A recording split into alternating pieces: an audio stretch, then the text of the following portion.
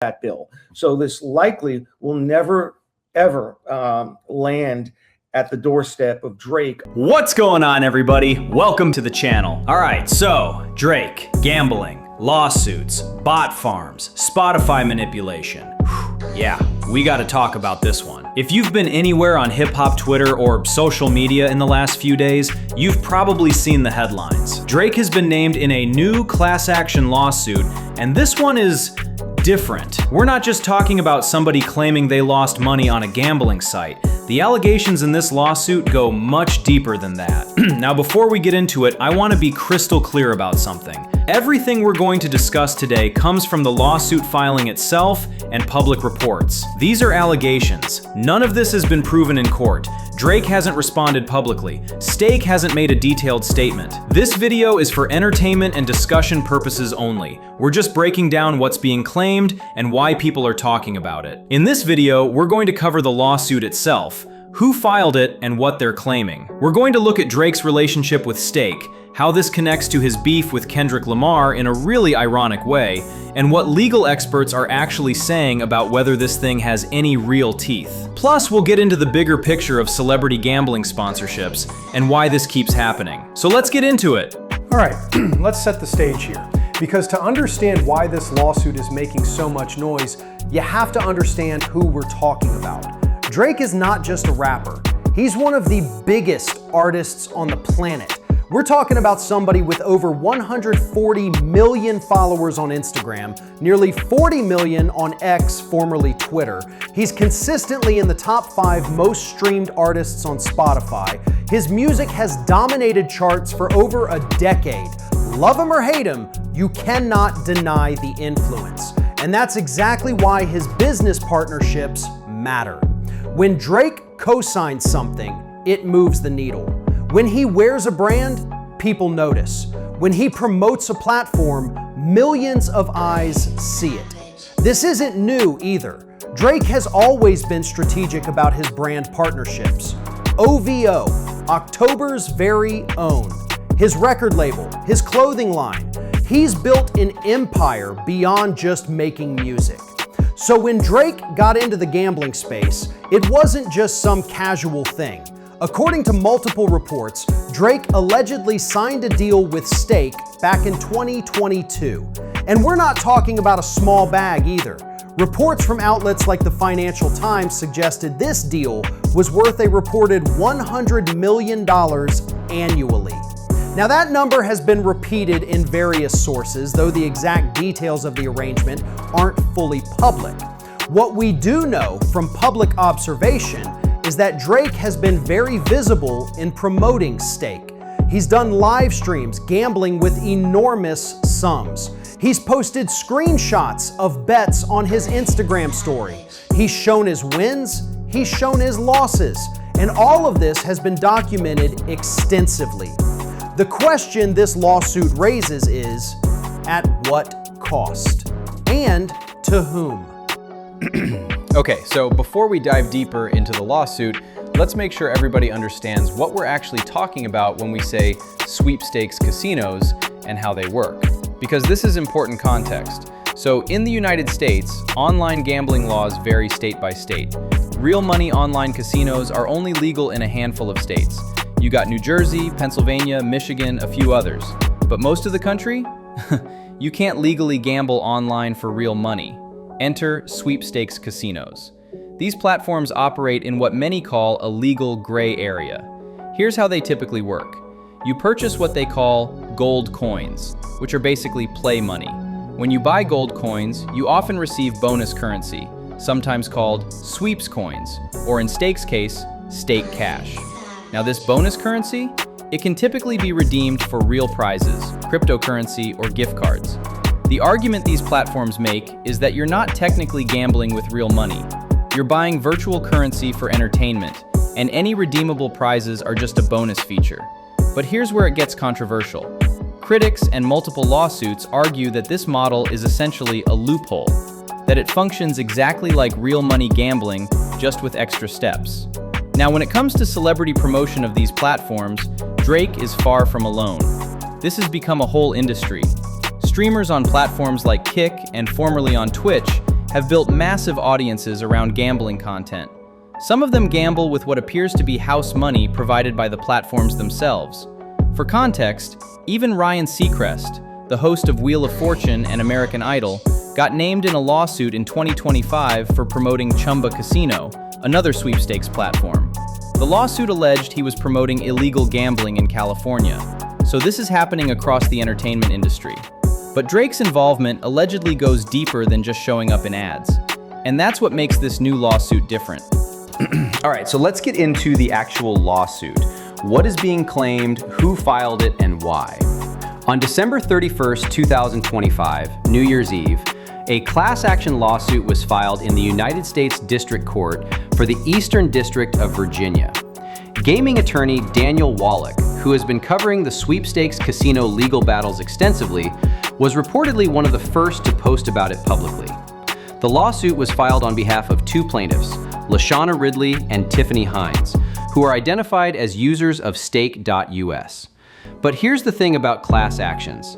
They're filed on behalf of a proposed class, which in this case would be all users of stake.us in the United States.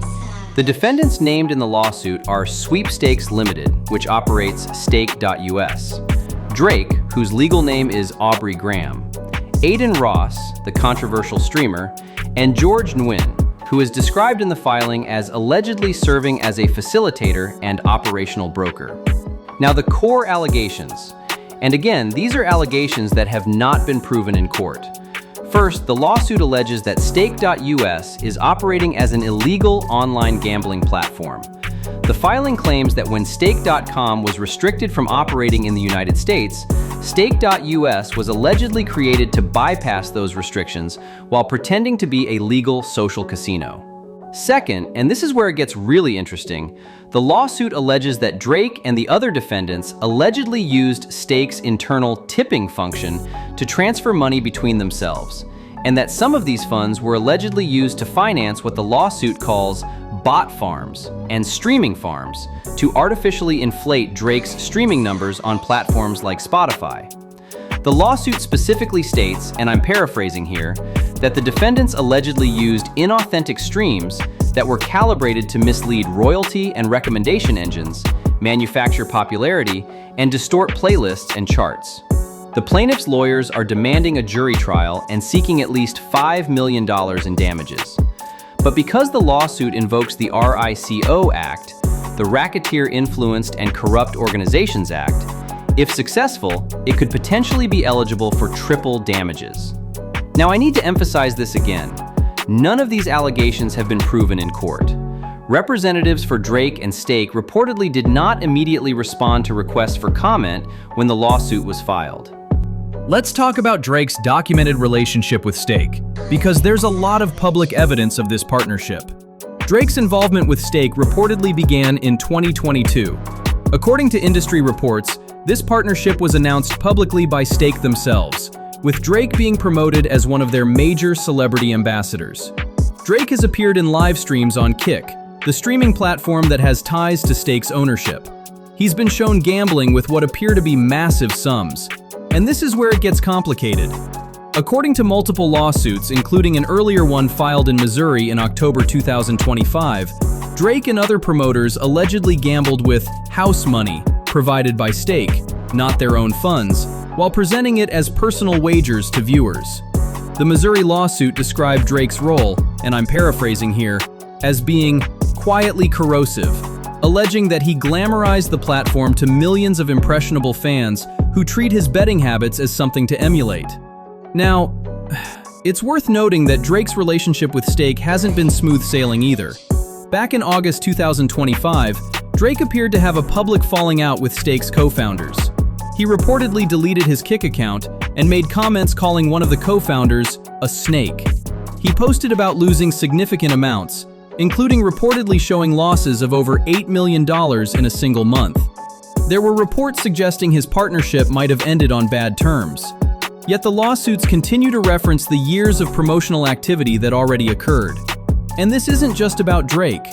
Similar legal issues are emerging industry-wide. Ryan Seacrest with Chumba Casino. Paris Hilton has promotional deals with Wow Vegas. Michael Phelps with Global Poker. Gaming attorney Daniel Wallach has estimated there are over 80 active lawsuits against sweepstakes casino platforms. So while Drake is getting the most headlines because, well, he's Drake, this is part of a much larger legal reckoning for the entire industry. Now, if you've been following the Drake and Kendrick Lamar situation, there's a massive irony here that we need to talk about. Back in November 2024, Drake filed legal action against Universal Music Group and Spotify. His company, Frozen Moments, accused them of allegedly using bots and pay-for-play schemes to artificially inflate the streaming numbers of Kendrick Lamar's diss track, Not Like Us. Drake's petition alleged that UMG engaged in deceptive practices to boost the song. Universal called the allegations offensive and untrue, stating that fans choose what they want to hear. Drake eventually withdrew that petition in January 2025. And now? Now Drake is the one facing allegations about artificial streaming inflation. The new lawsuit specifically accuses him of doing the exact thing he accused others of doing. You cannot make this stuff up. The internet has absolutely not let this irony go unnoticed. Social media reaction has been, well, you can imagine. Some people are pointing out the perceived hypocrisy. Others are defending Drake, saying these are just allegations from plaintiffs looking for a payday. Some are using this as more ammunition in the ongoing Drake versus Kendrick cultural debate. From a brand perspective, this could potentially be damaging. Drake's image has always been polished and strategic. Being associated with allegations of illegal gambling promotion and streaming manipulation isn't exactly great for the brand, regardless of whether the allegations are ever proven. But we've also seen Drake weather controversies before. The question is whether these legal issues continue to pile up and create cumulative damage. All right, let's zoom out for a second, because this story isn't just about Drake. It's about a much larger dynamic that's been building for years. Hip-hop and gambling have always had a relationship. From references in lyrics to actual casino visits, it's part of the culture. But what we're seeing now with these streaming partnerships is something different. It's institutionalized, it's monetized at scale, and it's targeted, critics argue, at younger audiences. Think about who watches these gambling streams. Think about who follows Drake and Aiden Ross. These aren't primarily 50-year-olds with disposable income. The audience skews young, very young in some cases. Senator Katie Britt has publicly called for federal regulators to examine offshore sweepstakes casinos and their marketing to youth. The Missouri Gaming Commission issued a public warning about stake.us. California passed legislation in late 2025 addressing loopholes that platforms like this allegedly exploit. The bigger question is, what responsibility do celebrities have when they promote these platforms? If someone loses money because they saw Drake making it look glamorous and fun, who's at fault? These are the questions these lawsuits are trying to answer. And then there's the streaming manipulation angle. If the allegations in this lawsuit have any truth to them, and again, that's a big if, it raises serious questions about the integrity of streaming platforms themselves. How much of what we think is organic success is actually manufactured? How do genuine artists compete if the charts can allegedly be manipulated by those with enough resources? This case could potentially set precedents for influencer accountability. It could change how platforms like Spotify monitor for fraudulent activity. It could reshape the entire sweepstakes casino industry. Or it could get dismissed and nothing changes. That's the thing about lawsuits. We won't know for years. Now I want to talk about what legal experts are actually saying about this, because the headlines don't always tell the full story. Gaming attorney Daniel Wallach, who has been covering sweepstakes casino litigation extensively, was the first to publicly post about this lawsuit. While he noted the significance of the RICO allegations, he has also pointed out in other contexts how difficult RICO claims are to prove. Here's what you need to know about civil RICO lawsuits. To succeed, plaintiffs typically need to prove the existence of an enterprise, a pattern of racketeering activity involving at least two predicate acts, that the defendant participated in the enterprise's affairs through that pattern, and that the plaintiff suffered damages as a direct result. Courts are very strict about these requirements. Many RICO claims get dismissed because plaintiffs can't meet this high bar.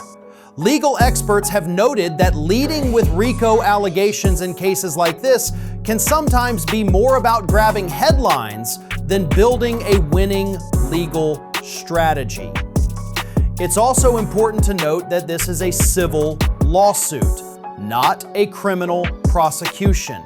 Drake is not being charged with a crime, he's being sued in civil court. The burden of proof is lower, just preponderance of the evidence rather than beyond a reasonable doubt, but that doesn't mean the plaintiffs have an easy path.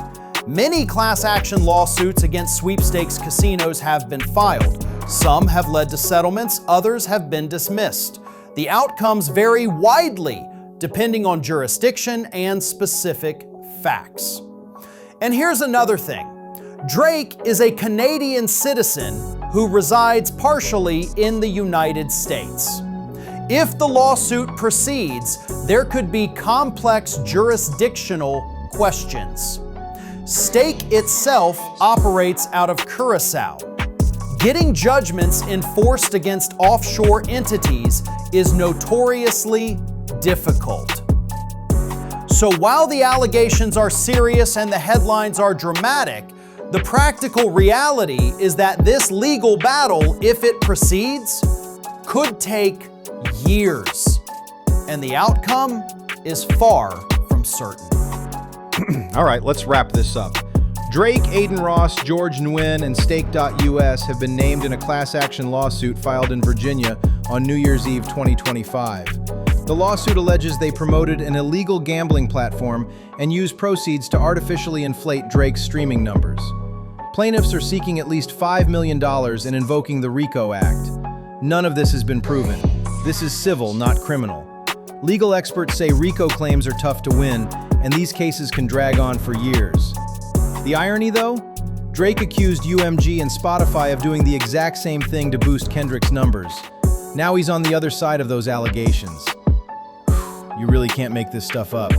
I'll keep you updated as this develops, but yeah. What do you think about all this? Let me know in the comments. Like, subscribe, and I'll catch you in the next one. Peace.